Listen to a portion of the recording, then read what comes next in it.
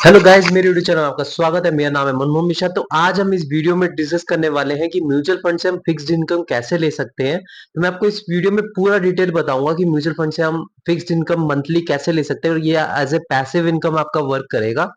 तो चलिए, वीडियो शुरू करने से पहले मेरे चैनल को सब्सक्राइब जरूर कर दीजिएगा। चलिए वीडियो शुरू करते हैं।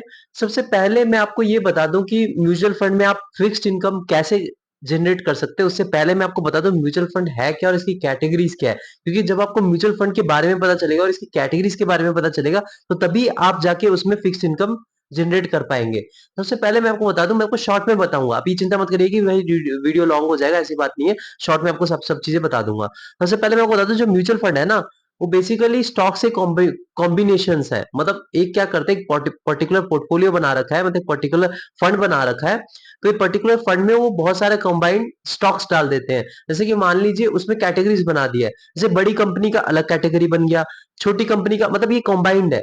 बड़ी कंपनी, जैसे बड़ी कंपनी का जो फंड होगा ना, उसमें सारी बड़ी कंपनीज होंगी। जैसे कि मान लीजिए रिलायंस हो गया, टाटा हो गया, आपका अडानी हो गया, जितनी बड़ी कंपनीज है। तो इसमें होता क्या है कि डिफरेंस क्या हो जाता है कि इसमें आपका लॉस जो होता है ना, उसके चांसेस कम हो जाते हैं, क्योंकि इसमें बहुत सारे कंबाइंड स्टॉक्स होते हैं। तो अगर मान लीजिए एक भी कंपनी डूबती है, तो उसमें कोई ज्यादा आपका पोर्टफोलियो में फर्क नहीं पड़ता है। तो आपका डाइवर्सिफिकेशन तगड़ा होता है, तो इसीलिए ये थोड़ा कम रिस्क वाला हो जाता है और आपको रिटर्न ठीक ठाक कंपाउंड इंटरेस्ट में 15 से 20% तक दे देता है। तो चलिए, इसमें कैटेगरीज जो होती है वो मैं आपको बता दूं कि क्या होती है। तो सबसे पहला कैटेगरी जो होती है वो लार्ज कैप फंड होता है। तो लार्ज कैप, जैसे कि वर्ड ही है लार्ज। लार्ज मतलब जो बड़ी कंपनीज होती हैं। तो उसमें क्या होता है, सारा बड़ी कंपनीज के फंड्स होते हैं। जैसे कि मान लीजिए आपका, अभी मैंने एग्जांपल दिया, अदानी का, टाटा का हो गया, उसके बाद इन्फोसिस हो गया, मतलब जितनी बड़ी बड़ी कंपनीज हो गई ना, वो सारा उसी में ही होते हैं। उसके बाद सेकंड कैटेगरी होती है वो मिड कैप फंड। तो मिड कैप फंड में क्या होता है, वो मिडिल बेस कंपनी होती है। मतलब फ्यूचर में ये लार्ज कैप कंपनी होने वाली है, मतलब इनके पोटेंशियल बहुत ज्यादा है। तो कुछ दिनों बाद, मतलब कुछ सालों बाद, ये लार्ज कैप कंपनी बन सकती है। तो इनका जो पोटेंशियल होता है बहुत अच्छा खासा होता है, मतलब इनका जो रिटर्न होता है थोड़ा ज्यादा होता है, क्योंकि आप इसमें रिस्क थोड़ा ज्यादा ले रहे हैं। और जो तीसरा होता है, उसका होता है स्मॉल कैप कंपनी। तो इसमें सारे स्मॉल कैप कंपनीज होती है, मतलब जो छोटी छोटी कंपनी, जैसे अभी अभी स्टार्टिंग हुआ है, जिसका स्टार्टअप अभी हुआ है, और उस पे जो स्टॉक प्राइस बहुत कम है, जैसे पैनी स्टॉक्स है, मतलब 10 रुपए, 5 रुपए, 100 रुपए, 50 रुपए, तो ऐसे वाली कंपनीज इसमें होती है। तो इनमें भी पोटेंशियल बहुत हाई होता है, क्योंकि और आपको रिटर्न भी बहुत अच्छा खासा देते हैं, क्योंकि जैसा कि आपको पता है कि भाई इसका जो 1 रुपए से 5 रुपए आने में ज्यादा टाइम नहीं लगेगा। लेकिन अगर आप 4,000 रुपए का जो स्टॉक है, उसको 8,000 तक पहुंचने में बहुत टाइम लगेगा, मतलब डबल होने में। और यहाँ पे 5 गुना होने में ज्यादा टाइम नहीं लगेगा, अगर थोड़ा बहुत भी इनकी तरक्की हो गई। तो इनका पोटेंशियल जो होता है हाई होता है, लेकिन इनका रिस्क भी बहुत हाई हो जाता है, मतलब डूबने का चांसेस भी बहुत ज्यादा होते हैं। तो अभी आपको अगर मंथली इंटरेस्ट जनरेट करना है, मतलब आपका प्लान है कि मंथली इंटरेस्ट, मतलब ये टॉपिक पे आ जाते हैं। अभी देखिए, कैटेगरीज के बारे में मैंने कोई 3 मेन कैटेगरीज बता दिया। उसके अलावा भी बहुत बड़ी और भी कैटेगरीज होती है, जैसे इंडेक्स फंड हो गया। इंडेक्स फंड में क्या है, टॉप 50 बड़ी कंपनीज होती है। आपको लार्ज कैप फंड क्या हो गया कि उसमें टॉप 100 या 150, ये अपने हिसाब से वो डाइवर्सिफाई करते हैं मैनेजर्स। लेकिन इंडेक्स फंड में क्या होता है, वो सारा मतलब टॉप 50 कंपनीज ही होती है। तो ये जो चीजें होती है ना, मतलब इसमें कई सारे ऐसे डाइवर्सिफाई हो गया। तो हमारा जो अभी जो मेन जो मोटिव है कि हमें मंथली इनकम कैसे मिल जाए। तो सबसे पहले मैं आपको बता दूं, अगर आप मंथली इनकम जनरेट करना चाहते हैं, जैसे आपके पास अभी लमसम कैश है 1 लाख रुपए या 2 लाख रुपए, तो आपको मंथली वो करना है।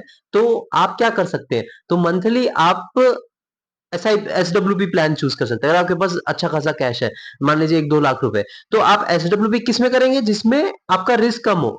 मतलब मान लीजिए अभी आप स्मॉल कैप फंड में करते हैं, 1 लाख रुपए आपने वहां से 5,000 रुपए निकाल लिए, तो आपका 95,000 रुपए हो गया। और वहां पे अगर नेगेटिविटी बहुत तगड़ी हो गई 10 से 15%, तो वहां से ही आपका 80,000 हो गया।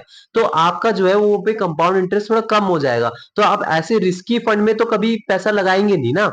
तो आपको तब अगर SWP प्लान चूज करना है, और आपको 10 से 15% तक तो इंटरेस्ट मिल जाता है, मतलब मिलने के आपने टारगेट कर रखा है, तो आप इंडेक्स फंड या फिर हाइब्रिड फंड को चूज कर सकते हैं। आप नेट पे सर्च मार सकते हैं कौन सा टॉप इंडेक्स फंड्स है, कौन सा टॉप हाइब्रिड फंड्स है।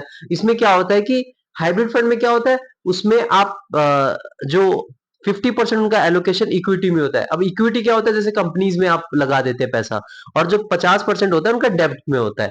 तो बाकी जो इनका डाइवर्सिफाई होता है एलोकेशन, तो इसमें थोड़ा रिस्क कम हो जाता है। लेकिन अगर आप थोड़ा सा अच्छा खासा रिटर्न भी लेना चाहते हैं और अच्छा खासा आपको इसमें से पैसे भी निकालते रहे और आपको थोड़ा प्लस भी होता रहेगा, मतलब आपका थोड़ा कंपाउंड इंटरेस्ट भी बढ़ता रहेगा उसमें उसमें से, तो आपको इंडेक्स फंड चूज करेंगे तो सबसे ज्यादा अच्छा रहेगा। जैसे कि मैंने आपको बताया कि टॉप 50 कंपनीज होती है, बड़ी बड़ी कंपनीज, तो उसका डूबने के चांसेस बहुत कम होते हैं। तो इसमें क्या होता है कि 15% तक इंटरेस्ट आपको मिल जाता है लॉन्ग रन में।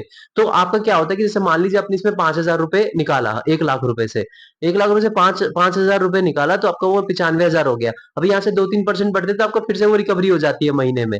फिर आप उससे भी 5,000 रुपए निकालते, तो आपका वो थोड़ा कंपाउंड इंटरेस्ट बढ़ता रहता है। अगर आप आपका जो मूल पैसा है ना वो कभी नहीं जाता है, और वो रिकवर हो जाता है थोड़े बहुत लॉन्ग रन में। तो इसीलिए मैं आपको कहता हूं कि अगर आप एसडब्ल्यू करना चाहते हैं तो आप ज्यादातर हाइब्रिड फंड चूज करिए, या फिर आप इंडेक्स फंड चूज करिए। लेकिन लार्ज कैप, मिड कैप और स्मॉल कैप जो होता है उसमें थोड़ा टाइमिंग चेक करनी पड़ती है, कि आप मंथली तो पैसा निकालते जा रहे हैं ना, आप टाइम तो कर नहीं पा रहे मार्केट को, तो इसलिए आप इंडेक्स फंड या हाइब्रिड फंड को चूज कर सकते हैं एसडब्ल्यू प्लान के लिए। मेरे चैनल को सब्सक्राइब जरूर कर दीजिएगा, मैं ऐसे वीडियो लाता रहूंगा। Thank you.